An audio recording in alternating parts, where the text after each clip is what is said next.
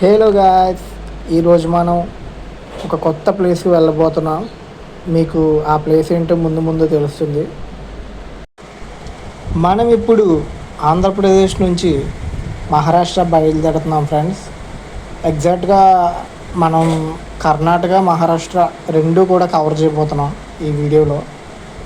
And మనం ఎందుకు వెళ్తున్నామో కూడా చెప్తాను. నిజంగా మహారాష్ట్రలో ప్లేసెస్ అయితే చాలా బాగున్నాయి. హే గాయస్, ఈరోజు మంచిగా ట్రావెల్ చేసి కరెక్ట్గా ఒక మంచి ప్లేస్కి వచ్చామనుకుంటున్నా. Feel like heaven. నిజంగా చాలా బాగుంది, చాలా ప్రశాంతంగా ఉంది. ఒక్కసారి మీకు వ్యూ చూపిస్తా.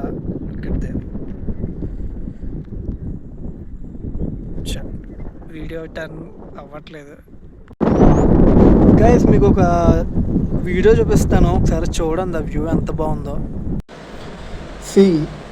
నేను చెప్పిన ప్లేస్ ఇదే.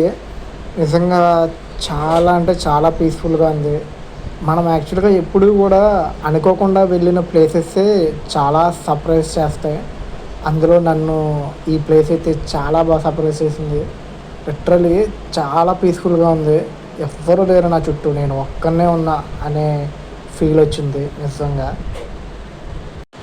మన చింటూ బ్రోస్ కూడా ఇక్కడికి వచ్చాయి ఇప్పుడే.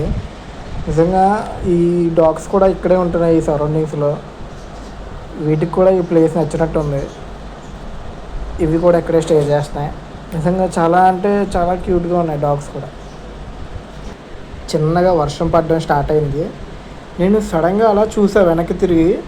రెయిన్బో నిజంగా ఎంత మంచిగా కనబడుతుందంటే, ఆ రెయిన్బో కూడా నిజంగా ఒక 5 to 10 minutes మాత్రమే ఉంది.